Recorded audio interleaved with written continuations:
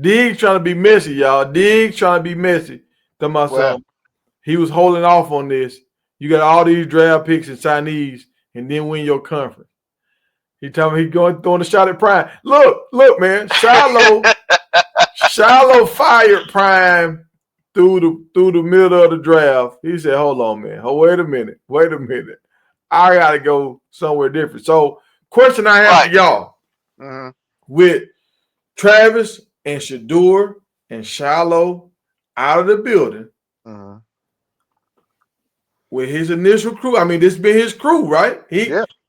When he first got to Jackson, he did all right, but he didn't have the same kind of hype until the whole gang got there, right? Right. Now everybody's gone. Can Coach Prime hold it down? No, he can Coach Prime rebuild the magic without Shedeur and his boys? He got because he. I'm gonna say yes. Yeah, I'm gonna say yes and a possible no, and here's why. If they can't keep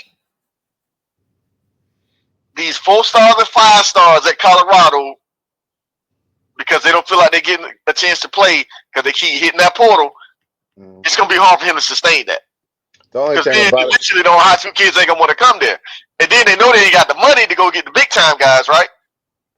Look, what I'm going to tell you. It's no way we should have lost them 4-star high school kids, man. Well, this is the thing. They should still be in Colorado right now. This is the thing that just happened, because they slick. I'll be watching them. They gave that man that money right in that contract, right? What he getting 10? He gonna it'll be 12. You ain't gonna tell me if Prime starts seeing this thing moving another way, he ain't gonna cut a piece of that off and put that into the pot for the collective. See, that's what we ain't thinking about. Oh yeah, you might. Well, but he gotta pay his coaches though to make sure they getting. That's a part of it. I'm pretty sure that was a part of their package when he got his new deal. A part of what was holding up was I got to pay them more. You see what I'm saying? Right. Because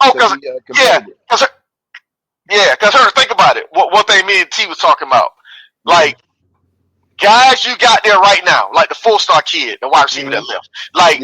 You going into the portal bringing in more guys, right? You already loaded the wide receiver. You keep going into the portal. Yeah. We know these guys ain't coming here for free, right? No. So you're gonna put them. You're not gonna physically put them above these guys on the depth chart, but eventually okay, this guy's above me on the depth chart because they paying this dude to come here. Yeah. No, these guys don't feel like they get the opportunity to really fight for that position. But see, we also forgetting. You know what I'm saying? He can sign these cats to his football to his cleats. He got action, but he got a contract. He can give them out a Jordan deal. He got the same ability to give them the same brand deal as Zion got when he wanted a brand Jordan. He got the same thing. Yeah, so, I'm with you on that. And so now when I pitch to a kid, we got a whole campaign behind you. We got a whole campaign branding deal behind you. Even if you don't sit, even if you look, take case in point, his son gonna sit. He coming in as a third or fourth quarterback depth chart, right? Right. What's the difference of a kid waiting 2 or 3 years to get on the field and I'm just using as a point of as an example at Colorado that they want. You still gonna get branded. You see my son still getting commercials. I know what I'm doing. Yeah. You can talk that talk. Yeah, but think about it though. Now, because that's what Juju doing. That's what they're doing with Juju right now. Yeah, but Juju getting paid. The mother boys ain't getting paid. Yeah. So they don't got enough money to make the world go around like that. Right. They got enough money to make it rain. They sprinkle on 1 or 2 guys, but they can't make it sprinkle on 7. No, you cannot. They ain't Alabama nowhere there. They ain't Alabama, not at all. But I'm saying as far as in the Big 12. Now this is the thing. You got Utah. Was it Utah is big? Oregon is in the Big 10. So you got Utah, and who else is in BYU? Everybody else, their budget is comparable. I mean, I'm gonna say this right here. I think they're gonna keep working that portal and snatching some guys here and there. They got the main piece.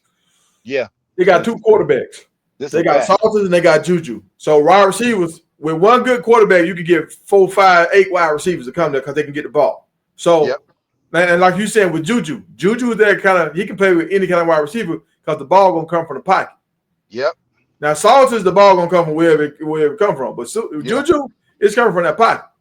Yep. Look, y'all, let's get to the question of the day. Cash out question of the day. If y'all want to ask me a question, you don't want to be all on the screen or whatever, you can cash out me at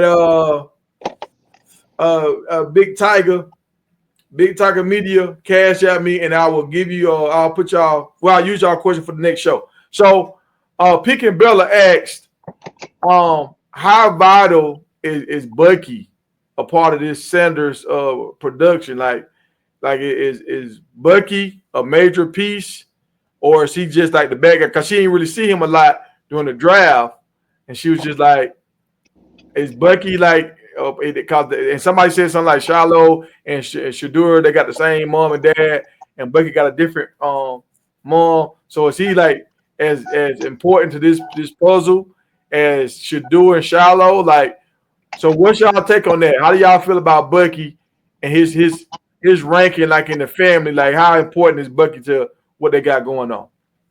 It's major. I mean, think about it. Shedeur would never met Daryl if it wasn't for Bucky. Yeah, that's true. Because Daryl and Bucky played together. At SMU. You see what I'm saying? And Bucky had the camera during the draft. Bucky was filming everything. Bucky made them relevant. Yes. With the behind the scenes and everything. Because nobody knew about Shiloh. He didn't really play at South Carolina. Nobody knew about, Shedeur going to Jackson. Nobody really had no expectations. I mean, everybody just wanted him to do good because that's Deion's son. Yeah. But with Bucky putting him on camera and showing us, oh man, this dude working hard. Oh, this dude can really throw. We got a chance to see him grow. You see what I'm saying? Mm-hmm. Yes, indeed. I look at Bucky. He was he was Emmitt Smith old line at Dallas. Yeah. He the unsung hero. Yeah, I agree 100. You said Bucky was the line for Emmitt Smith. Yes, it was. Yep. Yes, he was. Bucky. Hey, look, man. There's a reason why he walk around with just as many diamonds and gold chains. I'm gonna tell you. Right. Good cycle. Bro, you don't think Prime gave Bucky about $20 million out of that deal he got?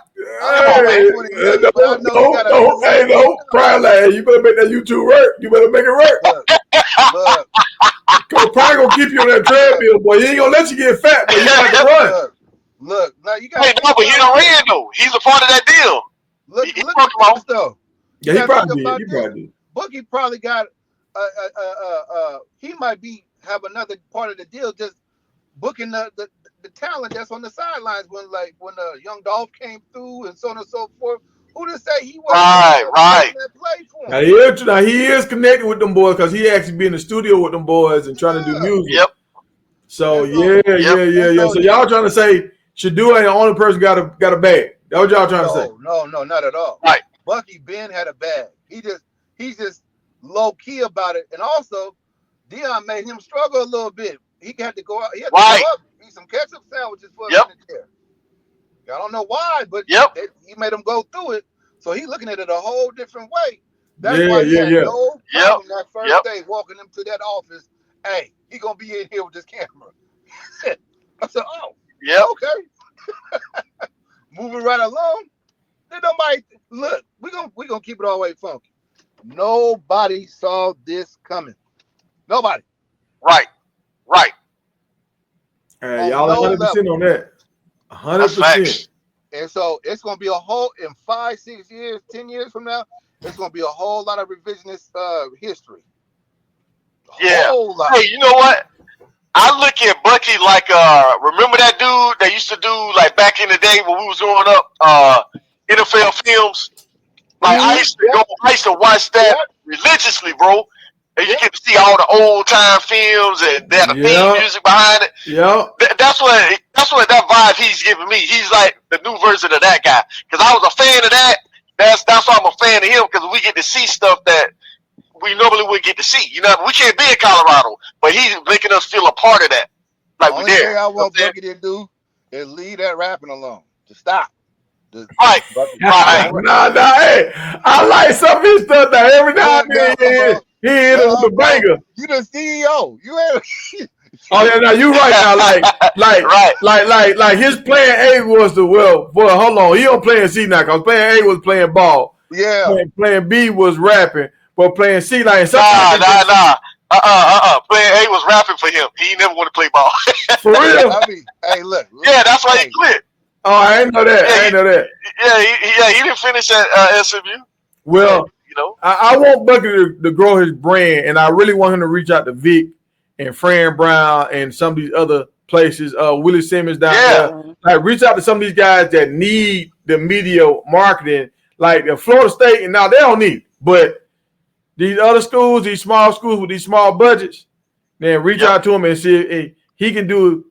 I don't know if he want to do it with the Colorado channel, but he can create another Well-Off Media channel that does like Well-Off Media Sports, where he covering a lot of different sports. Well, think about it. He could be Well-Off Norfolk, Well-Off Syracuse. Like he can have different segments of Well-Off. Hey, promo, slow down. God. Slow down, promo. Golly.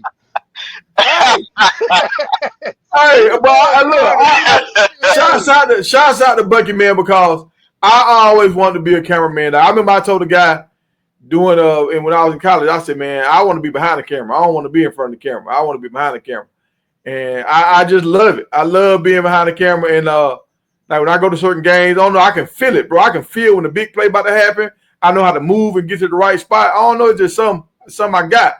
And hopefully one day I will be behind the camera one day. But as right now, I gotta drive the truck. Hey, DraftKings, we're gonna have to have for the sake of contracts, future contracts, we're gonna cut that part out because Big Tiger Media on the DraftKings 2026. How about that? Right. Yeah. Big Tiger Media gonna be right there getting that new vacancy that